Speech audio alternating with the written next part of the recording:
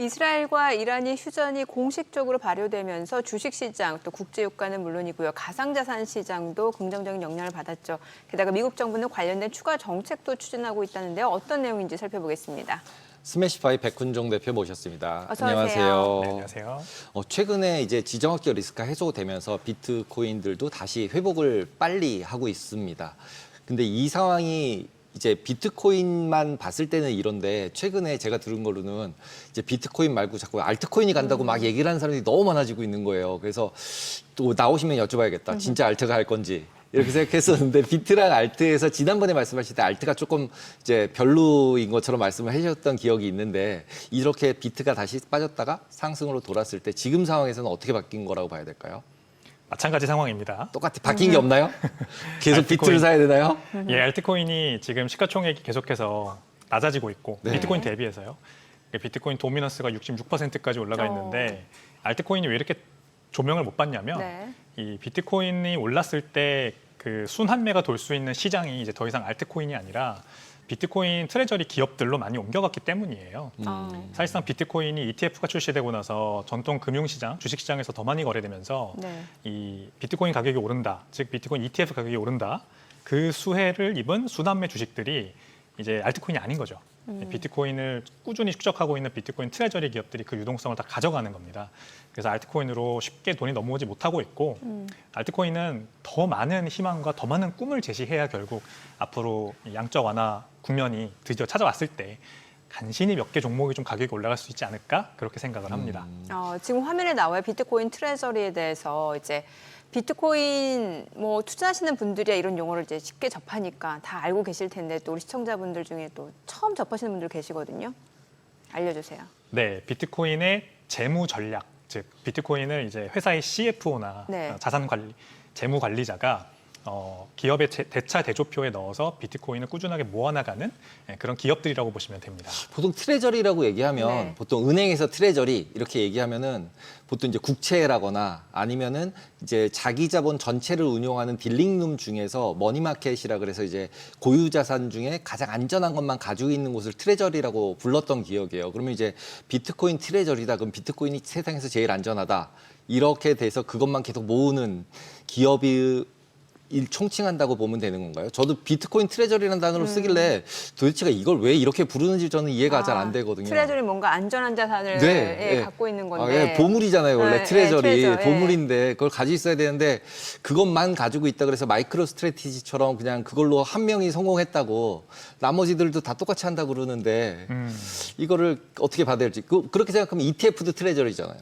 ETF도 그냥 비트코인 막 사가지고 판매하고 왔다 갔다 하고 자기가 보관하고 있으니까 그럼 비트코인 ETF도 트레저리인데 둘 사이에 명확한 차이가 있습니다. 어떤 차이가 있나요? 비트코인 ETF는 패시브 펀드, 그러니까 네. 비트코인 증권이 설정되면 네. 똑같은 가치를 가진 비트코인을 1대1로 보유하는 네. 패시브 펀드이고요. 자체적인 운용이 이제 없죠. 그리고 무엇보다도 레버리지가 껴들지 않습니다. 이제 ETF가 뭐 2배, 3배 레버리지 상품이 나온다면 이제 정해진 비율에 따라 레버리지를 일으키겠지만 일단은 ETF는 패시브 펀드다. 근데 이제 비트코인 트레저리 기업은 이 레버리지를 사용합니다. 무슨 말이냐? 기존 전통 금융시장에서 자본 조달을 해서 네. 이 자본 조달한 걸로 비트코인을 더 사는 거죠. 예. 일단 기업이라고 하면은 순이익이라는 게 있지 않습니까? 네. 영업이익, 순이익. 그래서 영업이익과 순이익, 현금 흐름을 가지고 비트코인을 살 수 있고 그거는 뭐 하등 문제가 없습니다. 그러면 ETF와 같은 어떤 가치를 가질 거예요. 근데 이 트레저리 기업들의 특징은 마치 미국 재무부가 그러듯이 우리 트레저리 디파트먼트, 미국 재무부가 그러듯이 빚을 내서 부채를 내서 비트코인을 그거를 가지고 산다. 그래서 이 해당 전략이 주가 상승에 도움이 됩니다. 빚을 내서 비트코인을 사는 게 주가 상승에 도움이 되니까 주가가 더 오르죠. 네. 그러면은 이 주가 상승의 여력으로 자본을 추가로 조달해서 또 비트코인을 사고 예. 그게 주가를 더 부양시키고 지금 이런 선순환 구조를 만들어서 굉장히 성공한 기업이 바로 스트래티지, 마이크로 네. 스트래티지가 되겠습니다. 그게 이제 우리나라 국내 증시에서 최근에 좀 기업이 된 이슈가 있어요. 그 브릿지바이오 테라퓨틱스라고 이게 미국의 그 가상자산 헤지펀드가 인수를 하기로 했잖아요. 200억 원을 이제 유상증자 방식하고 한 40억인가 50억 원 정도를 이제 전환사채 발행해서 그래서 이 기업을 인수한 다음에 말씀해주신 대로 그러면 이 기업이 이제 비트코인을 매입할 거다라는 기대감에 주가가 엄청 올랐거든요. 그렇죠. 이런 걸 이제 그러면은 비트코인 트레저리라고 보면 되는 거죠. 그렇습니다. 여기에서 지금 되게 잘 설명해 주셨는데 여기에서 우리가 하나 기억해야 될 단어가 바로 MNAV라고 하는 단어가 있습니다. 이 회사가 가지고 있는 네. 비트코인 대비 이 회사의 시가총액이 몇 배 높은가 요거를 계산하는 거죠. 쉽죠? 네. MNAV 또는 MNAV라고 하는데 MNAV. 이런 브릿지 바이오테라, 비트맥스 네. 또는 이런 국내 기업들이 이제 이 MNAV가 굉장히 높아요. 비트코인을 예를 들어 100개 샀다. 그러면 그냥 계산하기 쉽게 100억이라고 하겠습니다. 네. 근데 이 회사들이 시가총액이 그러니까 주가가 비트코인을 산다고 한 이후로 5배, 막 6배 이렇게 오르다 보니까 맞아요. 시가총액이 비트코인보다 4배, 5배 높은 겁니다. 이러면은 이 기업들은 더 주가 상승에 대한 기대감 때문에 비트코인을 사는 족족 주가가 더 잘 올라요. 그럼 또 그걸 또 자본을 또 확충하고 그렇습니다. 레버리지를 일으켜서 또 비트코인을 매입하고 맞습니다. 그럼 좋게 말하면 선순환인 거네요. 좋게 말하면 선순환이죠. 그 루나 아닌가요? 루나테라 갑자기 생각이 나는데요. 뭐 루나테라는 일단 가치가 없는 자산을 담보 삼아서 돌린 거지만 돌린 거지만 비트코인은 이거는 그런 게 비트코인이 아니고 있다. 네, 비트코인은 또 루나테라처럼 발행사가 마음대로 조정할 수 없는 발행량을 없으니까. 조정할 수가 없으니까 굉장히 오랫동안 잘 이어질 수 있는 전략이 아닐까 생각을 합니다. 일단 스트래티지가 네. MNAV가 1.2 수준에서 아주 오랫동안 잘 유지를 시켜주고 있습니다. 그렇게 높지도 않지만 1 밑으로는 또 내려가지 않는 그렇기 때문에 스트래티지가 지금 S&P 500 지수에도 편입될 수 있다 이런 얘기도 나오고 있죠. 근데 1.2면 이제 그래도 상식적인데 아까 막 우리나라 기업은 4배, 5배라 그랬으면 오란 네. 얘기잖아요. 그렇죠. 그럼 사면 안 되는 거네요. 여기에서부터는 이제 개인적인 판단이 들어가는데 이렇게 생각하시면 될 것 같아요. 우리 왜 예를 들어 몬스터 베버리지, 네. 미국의 유명한 에너지 드링크 음료, 네. 그게 갑자기 주가가 10배 뛰면 비슷한 카테고리에 있는 기업들도 2등, 3등 주식들이 뭐냐 하면서 이제 키재기가 되면서 막 맞아요. 오르잖아요. 예. 약간 그런 효과라고 생각을 합니다. 스트래티지가 잘 갔고 지난 4년 동안 주가가 잘 갔고 일본 도쿄 증시에 상장된 메타플래닛이 또 주가가 지난 네. 1년 2개월 동안 무려 60배가 올랐어요. 그러니까 2등까지 지금 나왔단 말입니다. 그럼 이제 3등, 4등이 뭐냐 이거를 이제 사람들이 생각을 하느라고 이제 뭐 불이 붙기 시작한 그런 상황이거든요. 근데 이 중에 앵커님 말씀하신 것처럼 분명히 이 비트코인을 장기적으로 추적할 계획이 없는데 그냥 이 트렌드에 편승해서 한번 한몫 땡겨보고자 하는 기업들도 분명히 있을 거예요. 그쵸. 근데 그런 기업이 뭐 비트맥스냐 뭐 참 모르겠습니다. 그건 그건 이제 사주의 생각이기 때문에 예. 어쨌든 우리가 판단할 수 있는 건 MNAV가 높게 유지된다면 그만큼 높은 관심을 받고 있다. 그러므로 성공 가능성이 좀 있다라고 보면 될 것 같습니다. 그래요. 자, 그래서 결국에는 지금이라도 비트코인을 사야 되는 거 아니냐라고 생각하는 투자자분들이 많은 것 같은데 이 내용 좀 여쭤볼게요. 보니까 뭐 지난주에 그 149억 달러 규모의 비트코인 옵션이 만기를 맞았다고 하는데 여기서 콜옵션 비중이 57%. 이거 좀 쉽게 설명을 해주세요. 그러니까 콜옵션 비중이 57% 많다라는 거는 네. 뭔가 비트코인 상승에 베팅한다 이렇게 이해를 하면 되는 거잖아요. 그렇죠. 예. 맞습니다. 비트코인 투자자들이 어떤 방향성을 예측할 때 현물을 사고 옵션을 네. 반대 포지션을 잡기도 하고 아니면은 그냥 내가 가격이 올라갈 거를 완전히 예상을 해서 추가적으로 수익을 얻고자 옵션을 사는 경우도 있어요. 네. 그러니까 파생 상품, 즉 옵션 시장의 미결제 약정 규모가 149억 예. 달러나 된다는 거는 그만큼 많이 방향성 베팅을 하는 사람들이 있다는 거죠. 근데 이제 콜옵션 비중이 높다. 네. 우리가 이걸 풋콜 비율이라고 하는데 예. 풋콜 비율이 지금 0.75. 지난 금요일 만기 기준의 옵션 상품들이 0.75였습니다. 보통 0.7에서 0.8이면은 투자자들의 그 센티먼트가 낙관이다 이렇게 우리가 표현을 하고요. 1 이상이면은 이제 비관이다 이렇게 네. 얘기를 합니다.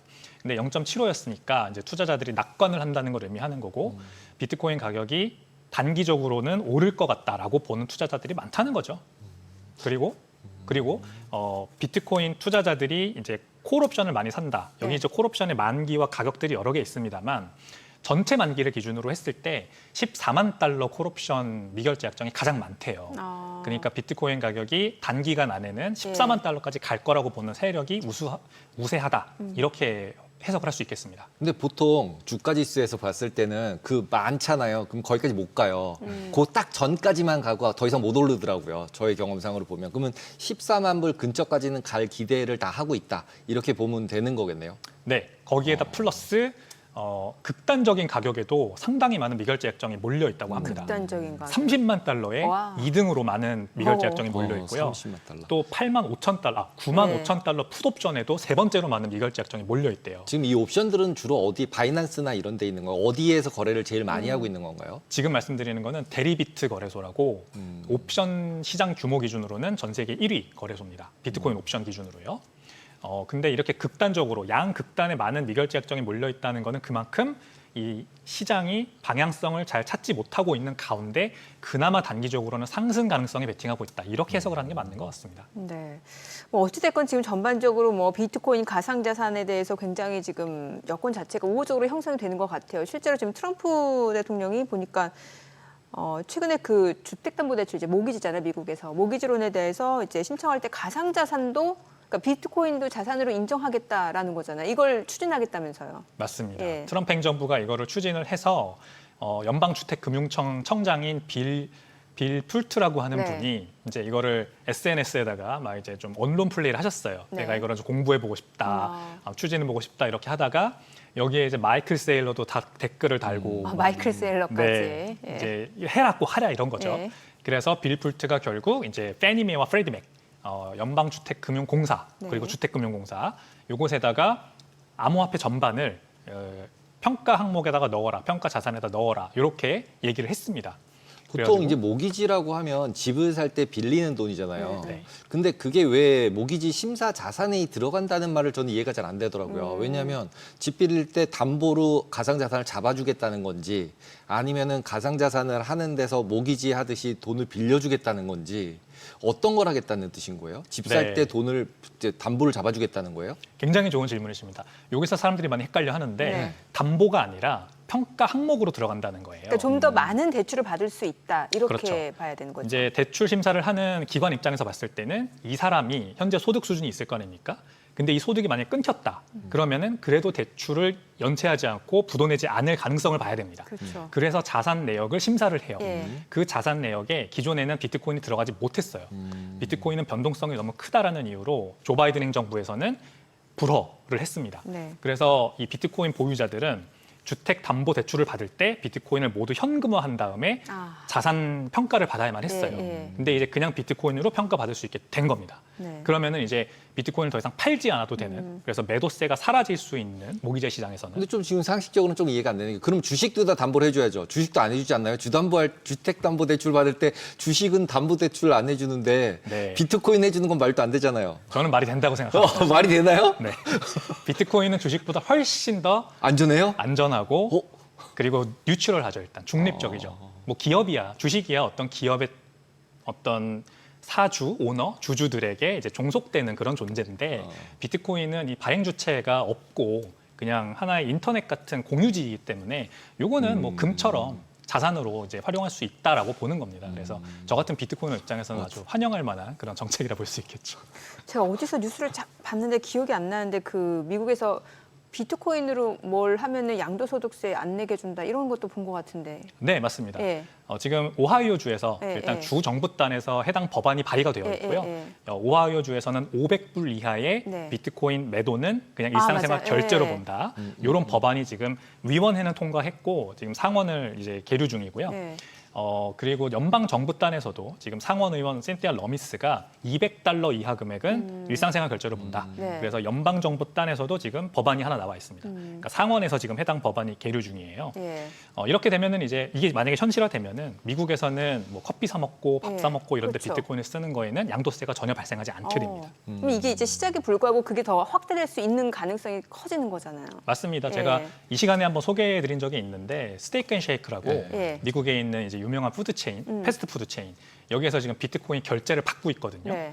그래서 이 비트코인 결제가 이런 식당, 뭐 술집, 기타 등등 자영업자들로 확산될 수 있는 하나의 교두보가 마련될 수 예. 있겠죠. 이제 복잡하게 그 양도세를 계산해가지고 우리나라 종소세 신고 기간에 그거를 다 세무사랑 계산해서 이제 신고할 필요가 없게 되니까 너무 좋은데 그러면? 네. 근데 이게 지금 되면은 스테이블 코인이 필요가 또 없어지잖아요. 스테이블 코인이 결제되는 데 쓰는 통화라고 계속 얘기를 그러니까 하고 지위가 있는데 겹친다는 지위가 거죠. 겹쳐버리잖아요. 그럼 둘 중에서 이제 또 누가 더 이제 주도권을 가져갈 거냐 이런 싸움을 했을 때는 골드만삭스나 블랙락이 주주인 서클이 이제 그 비트코인을 혼내주고 받아가려고 하지 않을까요? 네, 물론 그들의 이제 그 스테이블 코인을 계속해서 푸시하는 이유가 그거겠죠. 네. 네. 그리고 단기적으로도 비트코인의 결제가 달러 기반 스테이블 코인을 잠식할 거라고 저도 보지는 않습니다. 왜냐하면은 사용자 입장에서는 여전히 네. 달러가 너무 편해요. 맞아요. 근데 이제 점점 비트코인이 가치 저장 수단으로서의 어떤 대중화가 확산될수록 이제 판매자 입장에서 생각해 봐야 됩니다. 내가 물건을 파는 판매자라면 결제를 받을 때 비트코인을 받는 게 좋은가, 달러를 받는 게 좋은가를 생각하겠죠. 네. 달러를 받는 것보다 비트코인을 받는 게 낫다라고 생각하는 사람들의 수가 늘어나서 특정 임계점이 딱 넘으면 이제는 구매자들, 그러니까 소비자들이 이 판매자들의 결정에 따라가기 시작할 겁니다. 저도 저희 집 앞에 잘 가는 단골 카페가 있어요. 네네. 이 카페 사장님이 만약에 비트코인을 결제를 받으면 저라면은 뭐 내지 뭐. 무자료 거래 아니에요? 아니 뭐 법적인 이런 건 다 떠나서 비트코인을 받는 사장님을 저는 충분히 응원해줄 마음이 있고 단골 가게 사장님으로서 예. 제가 그러기 때문에 이런 식으로 이제 결제가 확산될 거라고 보는 거죠. 그 결제가 확산되면 세수가 계속 줄어드는 거 아닌가요? 그럼 부가가치세도 안 내고 세금도 안 내고 뭐 세수는 사실 그런 곳에서 발생하는 것보다는 딴 데가 국가 더 경제가 발전하면서 뭐 법인세 그다음에 뭐 소득세 우리가 많이 내고 이렇게 하는 게 더 낫지 않을까 하는 개인적인 아까처럼 생각. 아니면 그 비트코인 그 트레저리에서 세금을 내면 되겠죠. 많이 비트코인 벌어서. 트레저리도 예, 예. 그렇죠. 많이 벌어서 많이 예. 낼 겁니다. 근데 그런 이번에 기업. 제가 터키 갔는데 진짜 공항에 비트코인 광고가 공항을 꽉 채웠어요. 그래서 와, 진짜 터키 같이 이제 변동성이 심한 나라에선 자기네 커런시 통화가 변동성이 심한 나라에서는 저렇게 비트나 아니면은 서클이나 이런 것처럼 이제 USDC나 이런 것 그러니까 스테이블 코인 되면은 그 나라는 정말로 자기네 나라 통화로 거래를 안 할 것 같은 저렇게까지 광고를 하고 지갑도 진짜 ATM기도 있더라고요. 처음 봤어요. 맞아요. 네. 그게 이제 우리나라까지 이런 물결이 넘어오지 말란 법이 없습니다. 그러게요. 지금 대한민국이 마이너스 저성장, 장기적 저성장의 마이너스 성장으로 지금 빠져들어가려고 하는 와중이고 출산율이 역대 최대, 네. 역대 최하, 네. OECD 최하 네. 이런 상황에 들어갔다면 우리도 하이퍼 인플레이션 올 수도 있다는 거 그렇죠. 걱정해야 돼요. 그래서 예. 비트코인의 어떤 대중의 확산, 대중성 그리고 스테이블 코인, 달러 기반 스테이블 코인의 경제가 만들어지는 거 이런 거는 사실 피할 수 없는 운명이라고 보고 미리미리 대비해야 되지 않을까 생각을 합니다. 그럼 그 알트코인의 대장주라고 할 수 있는 뭐 이더리움이나 리플에 대해서는 어떻게 보세요? 이건 그래도 제가 느끼기에는 다른 그런 밈코인들보다는 훨씬 그래도 좀 뭔가 좀 안정적인 그런 알트코인이다라는 생각이 들긴 하거든요. 일단 밈코인들처럼 아주 작은 커뮤니티 내에서 손바뀜이 자주 일어나면서 가격이 오르는 그런 것보다는 네. 훨씬 그 트레이딩을 하는 사람들의 주체도 많고 시장 규모가 크기 때문에 당연히 더 안정적인 건 네. 맞고요. 다만 이제 투자 자산으로서는 저는 여전히 적합하지 않다라고 아, 생각합니다.